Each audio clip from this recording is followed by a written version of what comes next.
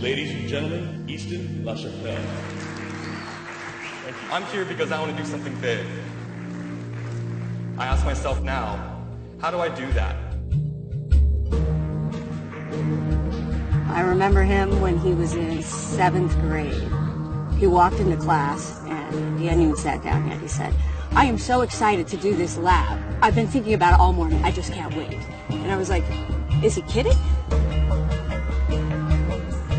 When I was at the state science fair in Colorado, I met this 7-year-old girl, and I realized that she had a prosthetic limb. One motion, open, close, and one sensor, and just this alone was $80,000. When he was in 9th grade, Easton stopped in to say, "I've got this great idea." I really saw an opportunity to change this industry by creating a prosthetic that was under $1,000. Now, being 14, I really had no idea on how to even dive into this. I use Legos as plastic supports, small little motors from airplanes, fishing line as the tendons, and electrical tubing for the fingers. I assembled a robotic hand. It was exceptional to see that he was producing this in his bedroom. And I can shake hands with myself now. It's awe-inspiring, and each year it just gets more and more amazing.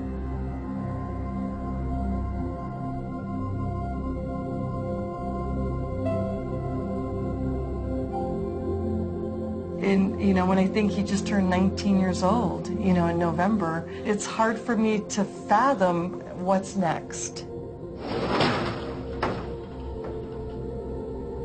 Recently, I graduated high school and started a company called Unlimited Tomorrow, where a few of my friends and I were trying to change the world. We're in a garage in Cortez, Colorado, which is a very small town, hours away from the nearest interstate. We are making robotic limbs to help people do things that they normally wouldn't be able to do.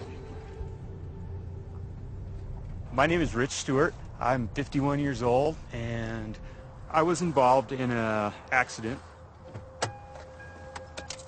High-pressure oxygen bottle exploded and lost my right arm immediately. I was fit with a prosthesis, hook as everyone calls it. Now it's part of my identity. Hey, pleasure to meet you. So I have a lot of cool stuff to show you, yeah.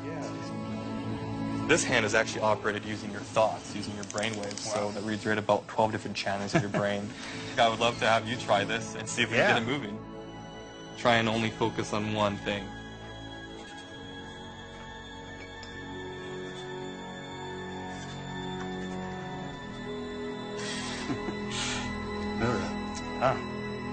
It's a big deal for me. It could mean confidence, it could mean more ability. I could see this being something that could change my life.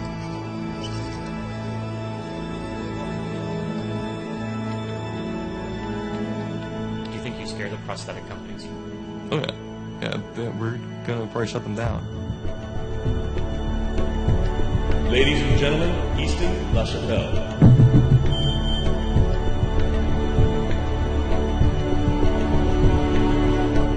I'm here because I want to do something big. I could do a lot of things with what I've developed in the past 5 years. I could sell it, I could hold it close to my chest, or I could realize it's bigger than just me. For that reason, I am very proud to announce, right here and right now, I'm releasing the designs and software for my 3D printed robotic arm for free to the entire world by making this open source.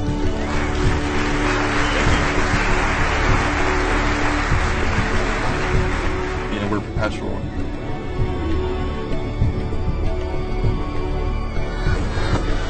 No one person can change the world. It takes, multiple people. So if I can develop technology in a way so other people can take what I've done and grow from it and do something more with it, someone could take that and keep impacting someone else's life and eventually try and, rule out a lot of the bad in the world by giving back to our own kind.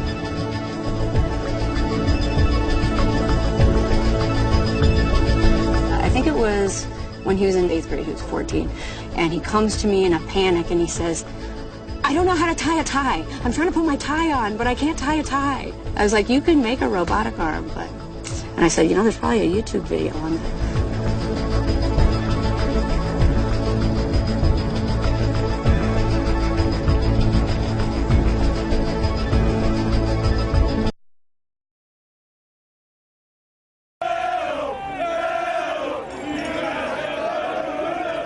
هكذا ألهب تلاميذ البكالوريا الشارعة قبل أشهر للمطالبة بتحديد عتبة الدروس، وفعلا تمكن أخيرا هؤلاء من تحقيق مبتغاهم بعد أن رضخت وزارة التربية لمطالبهم. قرار يبدو أن الوصايا أرادت من خلاله حفظ ماء الوجه والخروج نهاية الموسم بأقل الأضرار.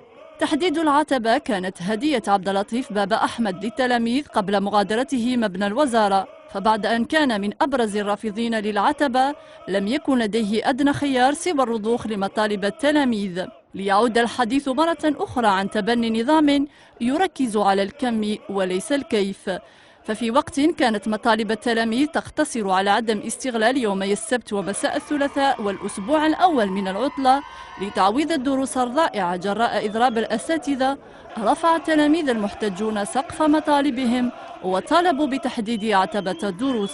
العتبة يعطونا دوموندينا العتبة يمدونا العتبة كيما احنا كيما العوام اللي فاتوا. صعدوا كان ما تعطينش عتبة والله ما لهم حابسين باك نروحوا لأسا أكثر من هكذا. هو فصل آخر من فصول الأحداث التي يشهدها قطاع التربية وبخاصة في الثانويات خلال هذا الموسم، فصل يوشك أن تنتهي آخر حلقاته أبطاله تلاميذ الأقسام النهائية، تلاميذ لا تتعدى أعمارهم 18 أجهروا غضبهم في وجه وزارة رأت في الاستجابة لمطالبهم الحل الأنسب.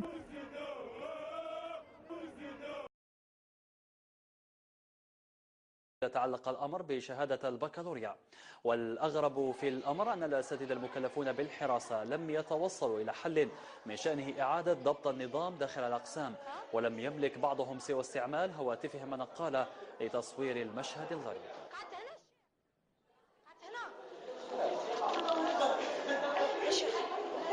شويه باسكو راني كاميري بعث لي برك شويه باسكو راني كاميري فضيحه باسكو هذا ماشي باك فضيحه يا شيخ فضيحه سي با زنباك